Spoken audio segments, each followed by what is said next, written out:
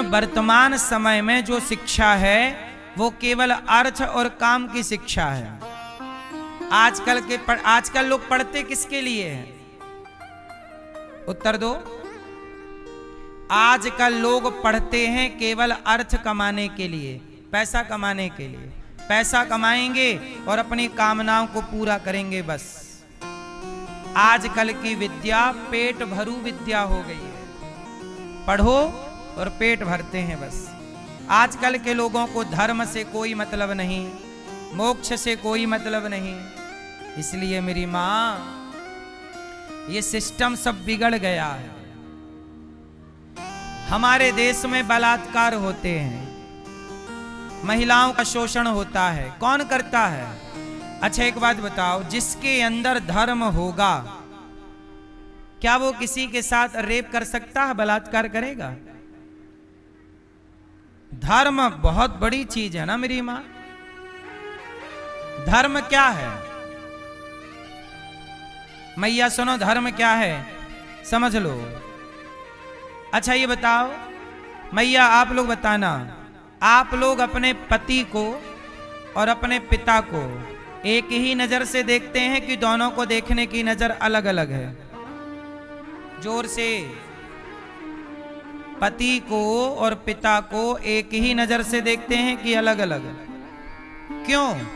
किसने कहा अलग अलग देखने के लिए? किसने कहा है?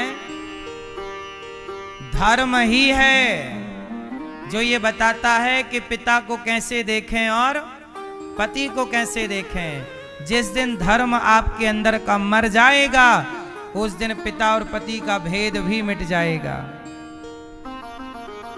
आप अपनी मां को देखते हो और अपनी पत्नी को, दोनों को देखने का नजर अलग अलग है। किसने बोला? धर्म ने। इसलिए कहता हूं धर्म जिंदा रहेगा आपके अंदर, आपके बच्चों के अंदर। तो आपके बेटे किसी भी स्त्री को देखेंगे तो धर्म से देखेंगे, और जब किसी भी स्त्री को धर्म से देखेंगे तो उस स्त्री के अंदर क्या दिखाई पड़ेगा?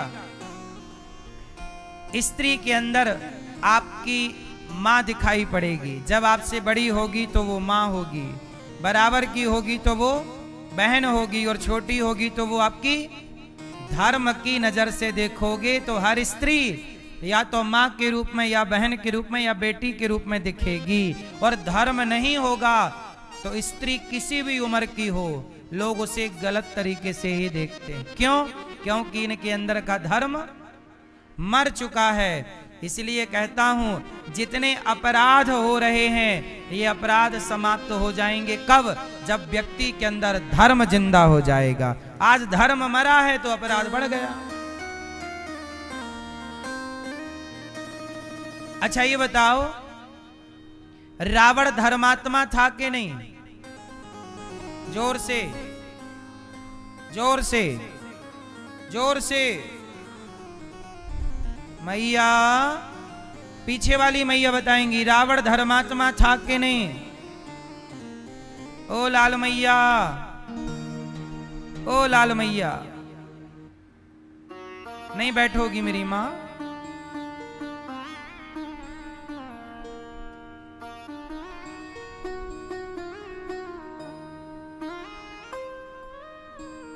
देखो देखो देखो, मैया बैठी यहां से गई है वहां।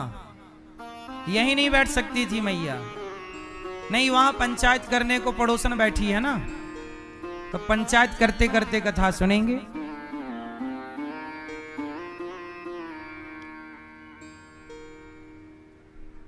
अच्छा बताओ, रावण के अंदर धर्म था कि नहीं? रावण धर्मात्मा था कि नहीं?